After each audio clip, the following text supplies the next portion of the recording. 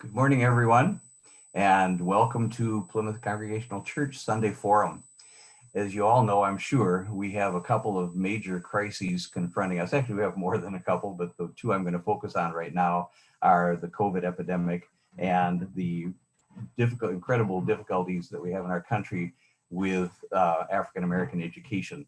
And so we have a great speaker this morning, Dr. Brian Lozenski from McAllister, who will talk to us about both of those things and what we can do to do a better job of both addressing the education of all of our students in this day and age, given these problems that we're confronting. So I want to say thank you very much for being here. And Brian, welcome, and we're happy to have you with us.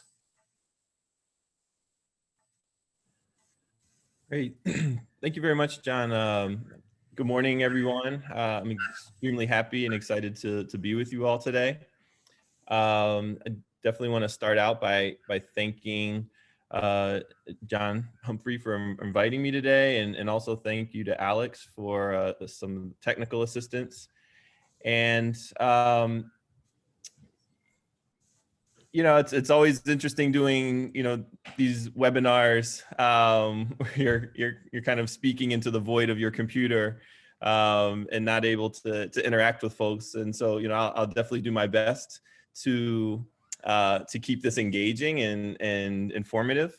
And but I certainly would want you all to participate and feel free to ask questions. I know John will be monitoring the Q&A, and so if at any time there's anything you'd like some clarification on or an idea, or you can also post things into the chat if you have resources, articles that you think are connected or relevant. I would highly encourage you to do so and try to make this as much of a conversation as possible. And we'll definitely have some time left over at the end for some Q&A. So I'll start there. I think I would be remiss if I didn't open up my remarks today by thinking about that this is, of course, Martin Luther King weekend leading up to the holiday tomorrow. And I think Martin Luther King as a person, a figure, has certainly been someone who's been I'd say in a lot of ways lost to history in terms of thinking about the reality of his work and what he was working toward. And we're able to be in this place right now where King can mean anything to anyone, and certainly people who I think he would be diametrically opposed to are claiming him in terms of the work that they're doing. But I think that getting some clarity on King is really important, and particularly if we just look at what was happening in his life when he was killed, right? He was killed in Memphis supporting a sanitation worker strike. And so thinking about the importance of labor organizing to his work, he was also in the middle of developing a poor people's campaign where they were planning to have and eventually did, not as robust as the initial plan, but have permanent encampments in Washington, D.C., where people dealing with poverty and intergenerational poverty would be sitting at the nation's capital and living there to really show the conditions that folks were living in. And so we juxtapose that to people descending on the nation's capital recently, and we see that we're very far removed from the vision that King had. In King's 1967 book, Where Do We Go From Here?, which is his last writing, he actually was arguing to abolish poverty by creating a guaranteed income for folks. And so thinking about these projects and what King was actually working on towards the end of his life, we can actually get a very clear picture of the kind of politics that King would be supporting 50 plus years after he was killed. And so I want us to keep that in mind as we hear the rhetoric this week around who King was supposedly who he supposedly was and what he was supposedly doing.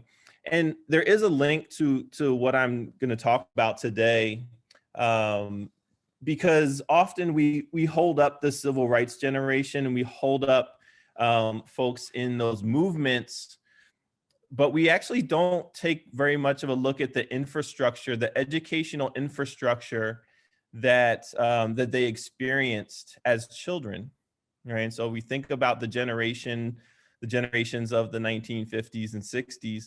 They were in school in the 1920s, 30s, and 40s.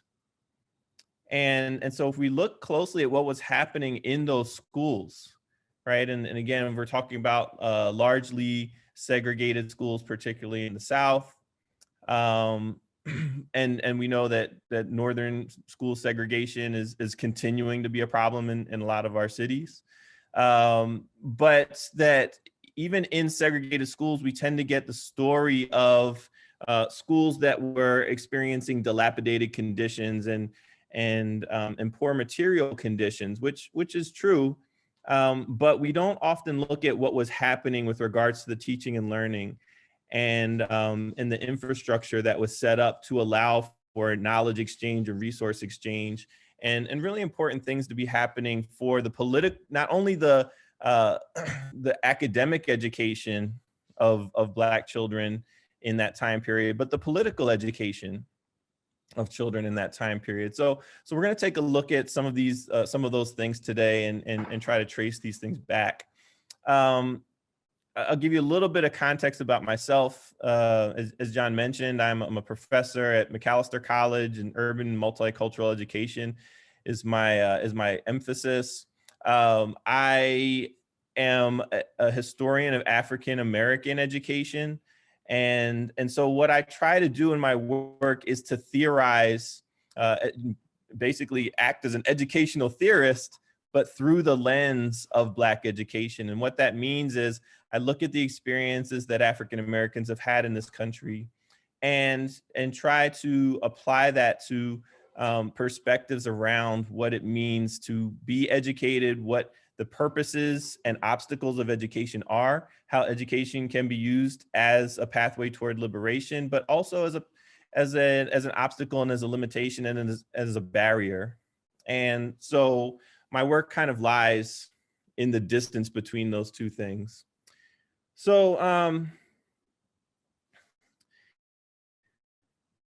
today, the talk that I want to give is, and I kind of put this provocative title out there, "An Education Worth Dying For." Lessons on fighting white supremacy in education. And this title came to me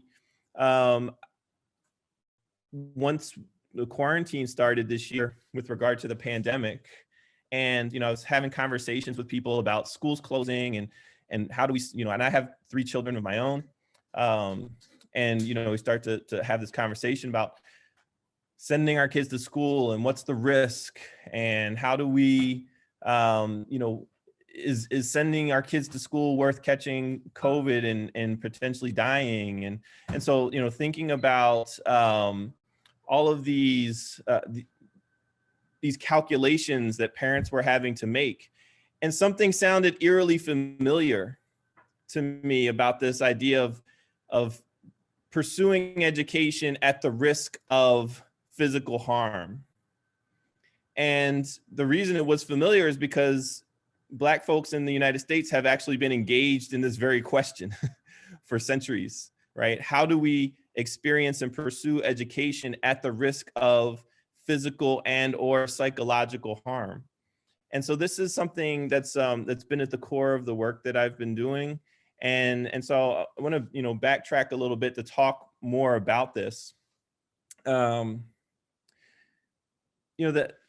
educational historian, and one of the founders of the field of Black studies, Carter G. Woodson, in 1915 founded the Association for the Study of Negro Life and History. And Woodson was the second Black person to earn a PhD from Harvard, 17 years after W.E.B. Du Bois earned his PhD. And Woodson was the first person who had slave parentage to earn a PhD from Harvard. And the story goes, little known story of his time at Harvard, is that he was in a classroom with a distinguished historian, Edward Channing, and Channing claimed that Negroes had no history. And so Woodson, being the only Black student there, challenged and pushed back and said, well, how can any people not have a history? And Channing challenged Woodson to prove him wrong by exploring the history of Black folks, which Woodson actually turned into his life's work by starting the association, which was a grassroots initiative to be able to develop study curriculum, to be able to educate teachers who would then educate young people about African American history. And so a lot of people have not heard of Woodson, and he's actually someone that I don't think anyone should be teaching if they have not read Carter G. Woodson. His classic text, The Miseducation of the Negro, actually presents one of the more provocative analyses in education, the idea that you can be miseducated. So sometimes we assume that we talk about the idea of people being educated and uneducated. And Woodson is actually claiming that sometimes people who go through education are being so fundamentally miseducated that they're actually useless to a democratic structure. And so we think about these things, and we think about, one of the recent conversations about democracy and the function of a democracy. One of the assumptions is that you have an educated citizenry, and but taking Woodson's ideas into account, what does it mean to have a miseducated citizenry in relationship to a democracy? And so, these questions of democracy, I tend not to kind of ask the question like, well, is the US a democracy? Democracy is not a yes or no question. It's typically maybe should be framed to what extent, right? So to what extent is the US representing democratic ideals? And the answer to that question then lies in the very heart of our educational systems and infrastructure, and how we learn what democracy actually means. And from my perspective, looking at that through the lens of Black folks is highly important.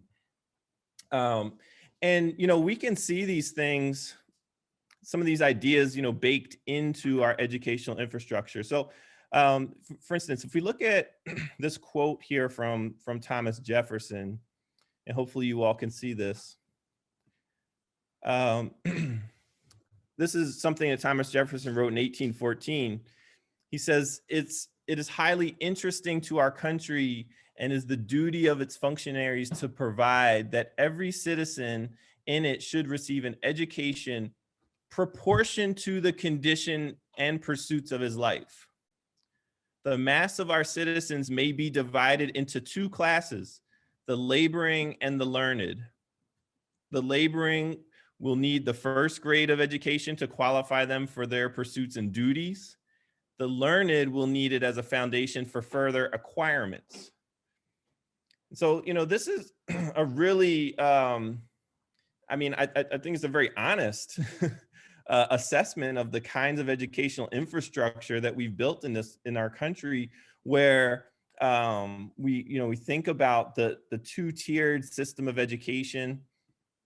We can think about how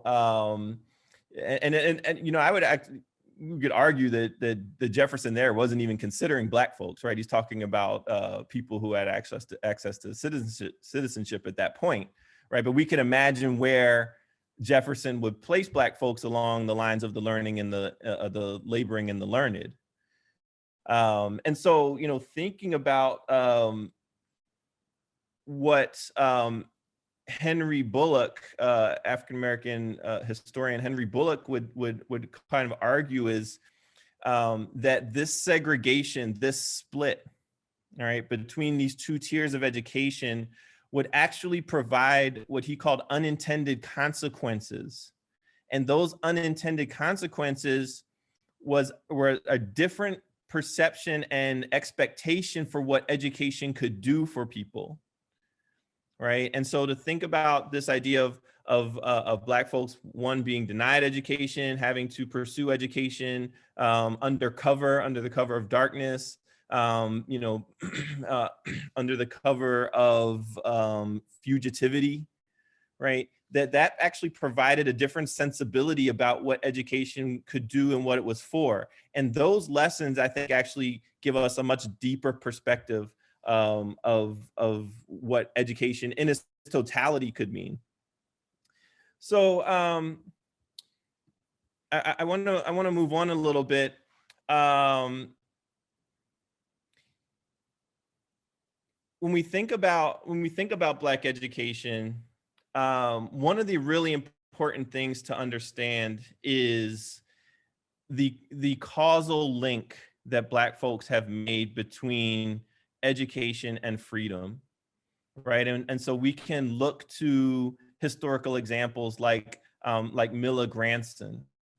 She was an enslaved woman who lived in Kentucky, who ran an illegal school at night for other enslaved Africans. And one of the outcomes of that school was that people were writing, basically like writing fraudulent papers so that they could pass through places and leave the country and move to Canada, right? And so we see this this really literal idea of a causal link between education and freedom that's in the inception of Black education. You know, you can look to the example of Frederick Douglass, and Douglass writes in his autobiography about his time, you know, being enslaved by the Auld family, and Mrs. Auld was actually teaching him to read, and then when Mr. Auld found out, he scolded his wife and said, you know, reading will spoil the best slave, and he didn't, you know, use slave in that way, right? He, you know, used another word, but he said reading will spoil the best slave, and Douglass heard that message, and in his mind translated that to say reading makes me unslavable, right? So literacy makes me unslavable. And so thinking about these ways, right, that these ideas get translated, right, and put forth. And you know, if we backtrack even further, we can see these doubled ideas, right? And I'm gonna put up another quick quote here, but there's a really great quote that I love by Gary Gunderson, who's another educational theorist. And Gunderson says the double language of hidden education addresses both the world as it is and the world as it could or should be. The world that outsiders control and the one that insiders are continually educating each other to make. Thus, it seems that the enslaved have contributed a more complex theory of education than that which informs much of today's schooling.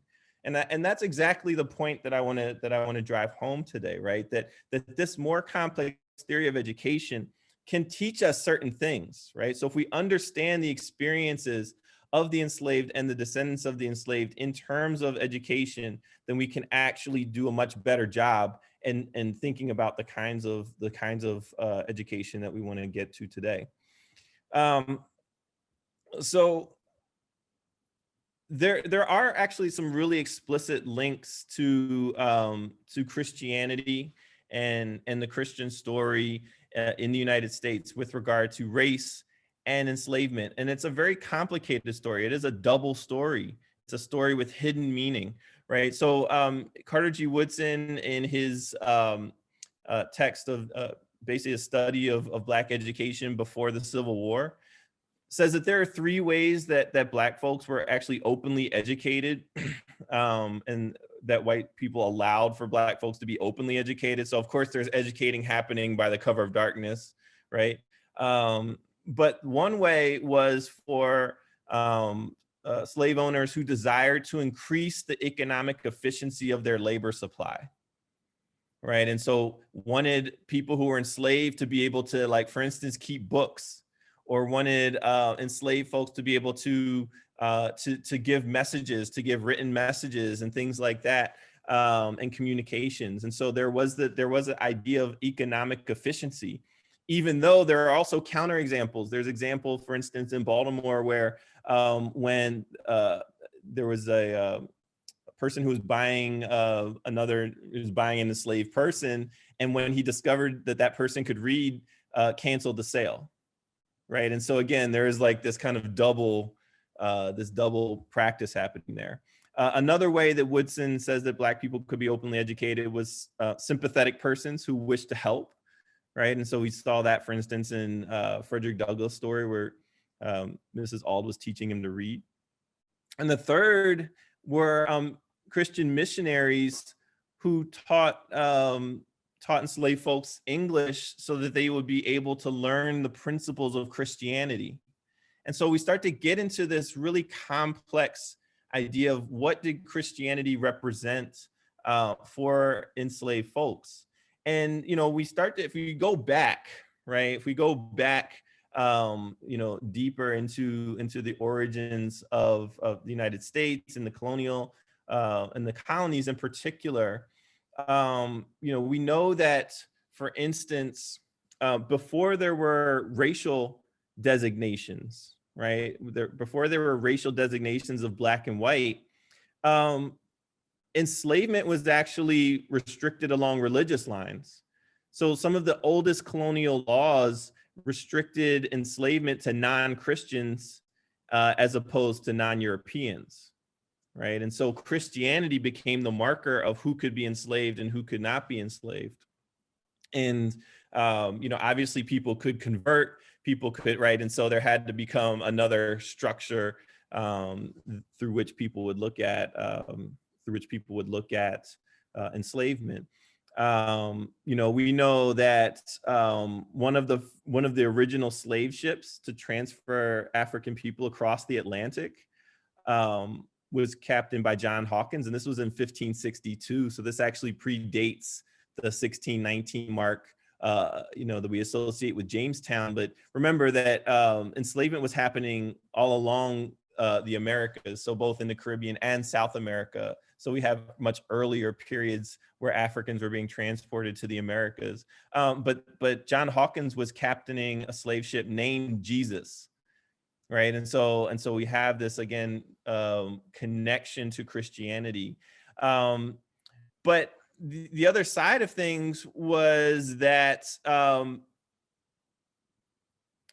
you know, Christians were often engaged in a missionary project as well, right? And so most of the Africans who were being brought to the United States, or to what will become the United States, were not Christian.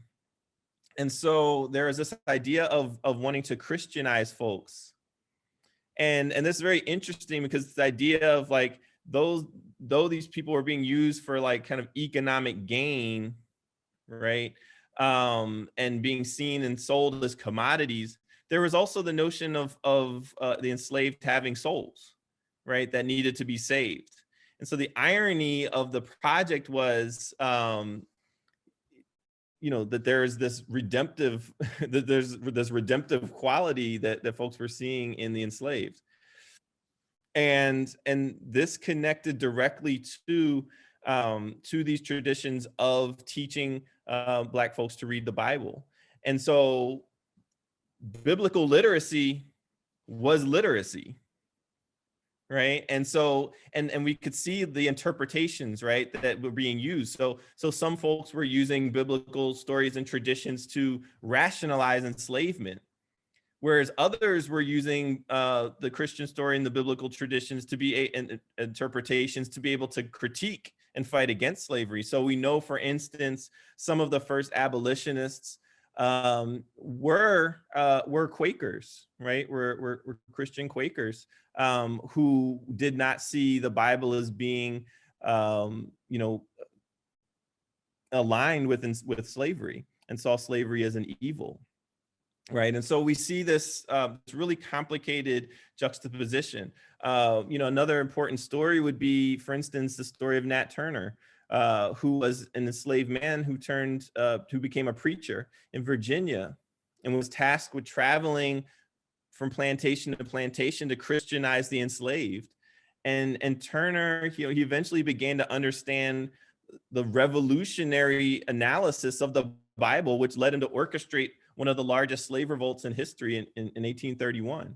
And so again, this double connection to Christianity, literacy, and education is really important for us to understand when we think about slavery and abolition, and how analyses and interpretations could lift up either of these. I want to fast forward a little bit in thinking about some of the other ways that that literacy became limited. So I point to the Nat Turner story because it's actually a really important story for legislative purposes. Once the Nat Turner Rebellion happened in 1831, there began to emerge this slew of what are called anti-literacy laws. And anti-literacy laws, we typically hear about these in practice, but we don't actually read them, I think, very closely, because we'll say, like, Black folks were denied, right? Reading became illegal, right? Things like that. But when you actually look at some of these laws, they give a really important perspective. So, for instance, this Code of Mississippi, it says that all meetings or assemblies of slaves or free Negroes or mulattoes mixing and associating with such slaves above the number of 5 in any place of public resort or any meeting house or houses in the night, or at any school or schools, for teaching them reading or writing, either in the day or the night. They made sure to underscore that in the night several times because they knew that education was happening under the cover of darkness. Under whatsoever pretext shall be deemed and considered an unlawful assembly. And any justice of the peace, county or corporation may issue his warrant to inflict corporal punishment on the offender or offenders not exceeding 39 lashes, right? And so here's, again, really powerful exploration of what was being considered here. Again, this was not just targeting the enslaved, right? It was targeting free Black folks. It was targeting people who were, mixed race, heritage. And, the interesting thing here, they don't name it, but they're also targeting white folks who would also teach, right? They're targeting white folks who would also teach the enslaved here. So white folks also had to be disciplined into these logics. Another example, right? This is out of Louisiana. It says, "Be it enacted that whosoever shall write, print, publish, or distribute anything having a tendency to produce discontent among the free colored population of a state, or insubordination among the slaves therein, should on conviction thereof be sentenced to imprisonment and hard labor for life, or suffer death at the discretion of the court." Again, this is not metaphor. When we're talking about education, and education worth dying for, I'm not engaging in hyperbole, right? This is, we're actually looking at literal death threats for educating folks. And in this case, thinking about the actual idea here, right? To write, print, publish, or distribute anything have a tendency to produce discontent, right? Or insubordination, right? So again, this is an idea that education and literature should be used to control the mind, right? And to not being, into not questioning, right? And so this is completely anti-democratic, and yet it's in our baked into our history as a country, right? And so we think about these codes, right? Let's look at another one, right? This is actually another connection to to a Christian tradition, right? This is at a hearing on the closing of a Presbyterian school for children of the enslaved in Lexington, Kentucky in 1831. So this was a school that was created by Presbyterians to educate the children of the enslaved. And here it says, the grand jury feel themselves irresistibly impelled by a sense of their duty to present as an evil of the most serious and portentous character the school which has recently been established in the town of Lexington for the education of the slaves. The grand jury do not consider it either necessary or proper in this place to detail the manifold evils which inevitably must result from enlightening the minds of those whose happiness obviously depends on their ignorance, and whose discontent under the presence of their bonds must keep pace with the progressive illumination of their minds. None of this is accidental. It's not coincidental. People knew exactly what they were saying. They saw the causal link between education and freedom and said, this can't happen. Education cannot be used for freedom, right? They call it evil, right? They're actually calling this evil. The enlightening of the mind is evil. And so we look at these examples and think about, well, the importance here, and this is what I really want to get at. The importance here is not the example, right? The importance here is not what these violent acts and these things that were legislated. The importance is that Black folks were engaging in this form of education anyway, in spite of, right? And so to understand the logics which undergirded this, the ability of people to pursue education at this high level of risk to life, limb, and also the psychological risk, right? It speaks to a mentality that says our educational structures must be about freedom. And so when we shift to today, and I have a lot more examples here, but I'm looking at time and I want to be able to have some time for Q&A. When we look at our education systems and structures today, I think we contend with basically mediocre questions, right? We're looking at questions that have to do with things like standardized test achievement gaps, looking at like pathways to a kind of profession, right? We ask kids, what do you want to do? We have this hubris that we can actually measure the intellectual capacity of any given child at any given time and be able to plot and plan and decide what they're going to be and what they have the acumen to be able to accomplish. And then we track them into pathways that then will ensure that our predictions were actually correct. Right? We're engaged in self-fulfilling prophecies. Our educational structures today don't ask questions about freedom. When we look at, for instance, there's a battle happening right now in Minnesota around the social studies standards. When you look at the current standards of social studies, the question of US democracy is not being questioned, right? It's being assumed. And so students are being learned to describe how the US is a democracy, as opposed to being asked to what extent is the US a democracy and how do we engage in democratic practices, right? And we're in this logic of test and check that completely ignores these histories. And when we look at it, you can see the outcomes.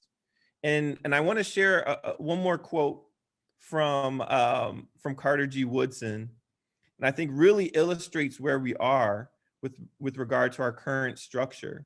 And this is from his book, Miseducation, The Miseducation of the Negro, Woodson says the same educational process which inspires and stimulates the oppressor with the thought that he is everything and has accomplished everything worthwhile, depresses and crushes at the same time the spark of genius in the Negro by making him feel that his race does not amount to much and never will measure up to the standards of other peoples. The Negro thus educated as a hopeless liability of the race.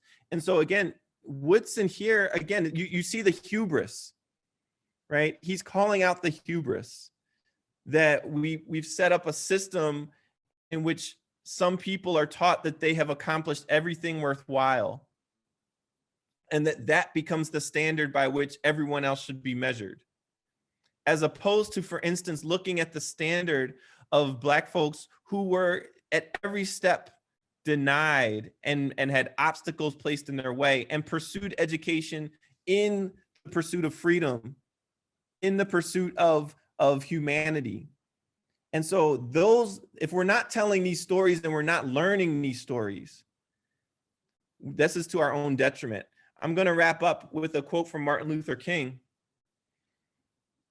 And this is from his book, Where Do We Go From Here? And again, this is fundamental material for anyone who's engaging in the study of the work of Martin Luther King Jr. If you haven't read, and folks who haven't read Where Do We Go From Here, for me, that's a non-starter in terms of a conversation around King. But he says here, the tendency to ignore the Negro's contribution to American life and strip him of his personhood is as old as the earliest history books and as contemporary as the morning's newspaper. And he wrote this in 1968, but I'd say that still would ring true today. To offset this cultural homicide, the Negro must rise up with an affirmation of his own Olympian manhood. Any movement for the Negro's freedom that overlooks this necessity is only waiting to be buried. As long as the mind is enslaved, the body can never be free. Psychological freedom, a firm sense of self-esteem, is the most powerful weapon against the long night of physical slavery. No Lincolnian Emancipation Proclamation or Kennedyan or Johnsonian Civil Rights Bill can totally bring this kind of freedom. The Negro will only be truly free when he reaches down into the inner depths of his own being and signs with the pen and ink of assertive selfhood his own Emancipation Proclamation. And if our educational structures are not engaged in this project, then I'm not sure what they're worth, right? And so when I read this and I think about this question of what is an education worth dying for, it's around this. And so if these are not the questions that we're dealing with at the forefront on a daily basis, we're doing that to our own peril and our own detriment. And so I'm going to stop there because I want to be able to have a few minutes to engage in some Q&A. But thank you all for taking some time to listen to me this morning. John, do we have anything? Thank you, Brian. So if you have a question, please feel free to use the raise your hand function if you'd like to ask your question out loud, or feel free to type it into the Q&A section, and I'll get those questions to Brian, and we'll be happy to take whatever questions you might have. Brian, I have one to start out with while we're waiting for other people to get going here, and that is, is anything being done in the school systems currently, Minneapolis or St. Paul school systems that you're aware of, through charter schools or Seed Academy or whatever, but is anything being done better than what you've been describing so far? Yeah, and I don't want to just paint a totally, I'm not trying to generalize, right? Yes, there are teachers who are engaged in really amazing work, and it's happening all across our school systems. And so, I'm thinking about, for instance, El Colegio High School in Minneapolis. It is a charter school, but these questions become like the primary focus for students at that school. I'm thinking about teachers who are engaged in what it's called ethnic studies. And so ethnic studies is a tradition, an academic discipline that looks at questions of subjectivity, particularly for students of color. And so we've got a lot of teachers in the Twin Cities who are engaged in this kind of process, that are asking their students to really engage in democratic questions. My critique is that it's not being done structurally. It's typically being left to individual teachers who happen to have, made it through all of the structures and processes that we put in place in terms of teacher education, in terms of the recruitment in the schools, in terms of state standards, that they basically ignore these histories. They basically don't ask students to be familiar with. And so what happens is we tend to graduate students who are ignorant of these concepts, right? And then those students become the markers of like what success means. And so you have to kind of, and so these questions that I'm asking, that I'm asking us to address become marginal. They become swept under the rug, and it's left up to individual teachers to look for, ways to do this, kind of often out of sight, out of mind, where I'm going to close my door and do these things. So because we still don't make equity in rhetoric, every district has some kind of equity language, but it's typically wrapped around the idea of like achievement gaps and test scores, which I think are non-starters. Great. Thank you. I want to call people's attention to a reference in the chat about Katie Sample's series on Black education, accelerating teacher preparation, Black students, kindergarten through higher ed. But Brian, we've got a bunch of questions here, so I don't want to spend any more time on that one right now. I'm going to conflate a couple of questions here. Okay, John, before I just want to also say that Elder Katie Sample is an amazing example of the Black women educators who have been doing this work for decades and decades. And I actually had an entire section of the talk that I ran out of time, but I was actually going to go through and cover, for instance, educators like Lucy Craft Laney, like Charlotte Hawken Browns, Anna Julia Cooper, who really embodied these traditions of Black education. So I'm just going to say, if you really want to understand enactments of Black education, you have to understand the work of Black women educators, particularly after Reconstruction around the turn of the 20th century. Okay, super. So I want to conflate two questions here. What needs to be done to recruit more Black students to become teachers? And maybe a spin-off or a related question, what recommendations would you make to our new Secretary of Education in Minnesota? Or maybe our new Secretary of Education nationally? Those are two great questions. So the first, I think if one of the things here is that we're in the cyclical process, right? Typically folks go into a profession when they see themselves in that profession, when they've enjoyed education. Is such a difficult thing because education is such a difficult field because it's one of the fields that like we've all experienced it, right? We've all gone through it, school, K-12, and so we think we know what education is. We think we know what teaching looks like. And so we actually have a model in our heads that's much different than, other professions. And so when we ask children to, what are you thinking about going into? In a lot of ways, Black children are not necessarily thinking about wanting to do the kinds of teaching that they've experienced, because those questions of affirming their own identity, affirming who they are, have been completely left out. So if we want more Black children to become teachers, we have to have a much more affirming space for Black children to experience, so that they see themselves wanting to be in the space. And so we have really important histories to understand. We also have to understand the structural barriers that have kept Black people out of education, including the post-Brown versus Board of Education, including the largest mass firing of Black teachers in the history of the country. It wasn't necessarily happening in Minnesota because we didn't have a lot of Black teachers in Minnesota in the 1950s,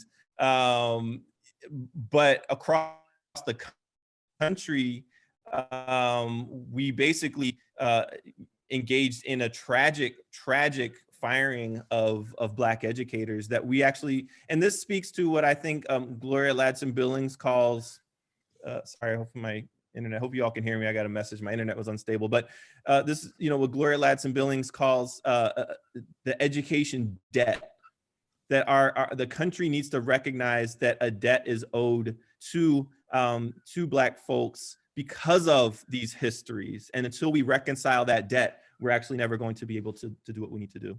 And I know we're kind of hitting time. Recommendations to the new Secretary of Education.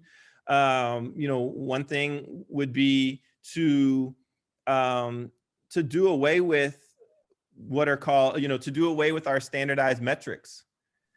I think they completely go against what we know about learning science, that people don't all learn the same things in the same ways at the exact same time.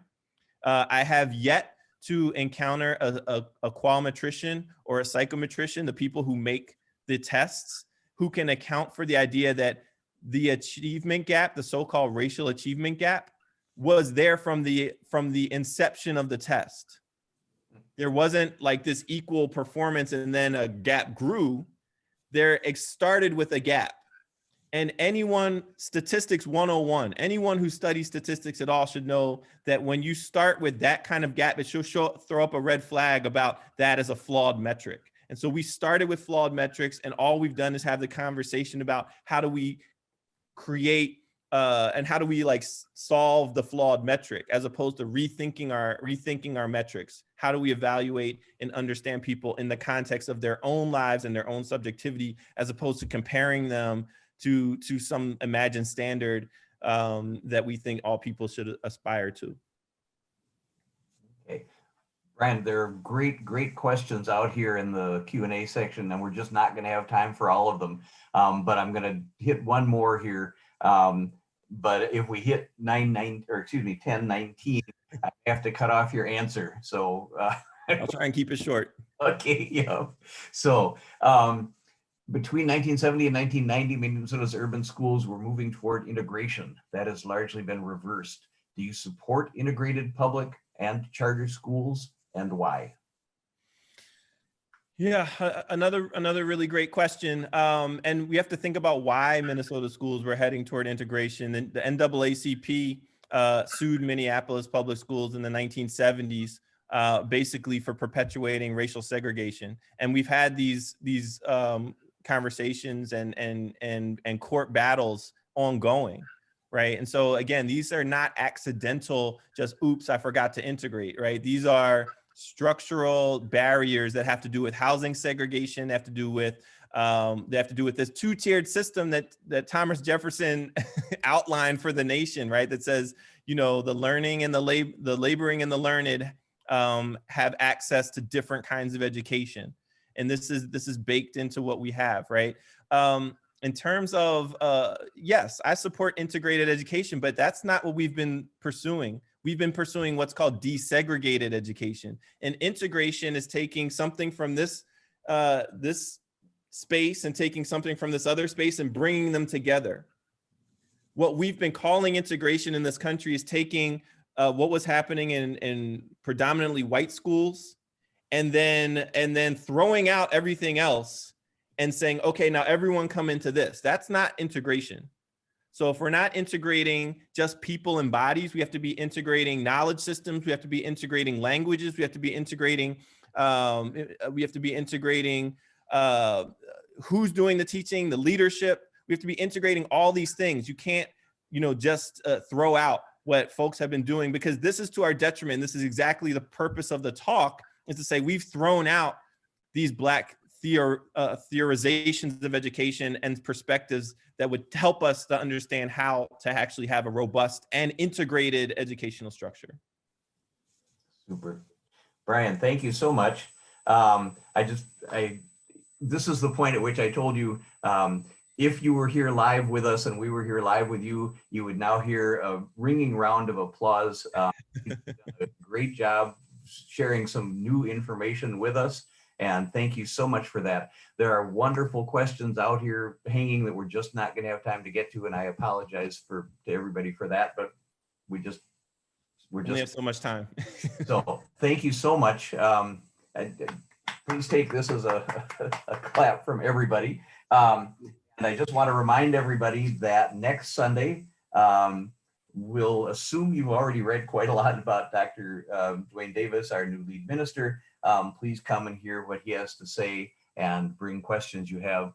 Brian, Dr. Davis is our new minister, just starting up in January this year at Plymouth. And so this is because of Zoom, we're not getting a chance to meet him in normal way. So we're trying to take advantage of this. So that sounds exciting. Next week and meet Dwayne Davis. So thank you again. Thanks everybody. Wonderful session, and we'll wrap up here. Thank you. Thank you.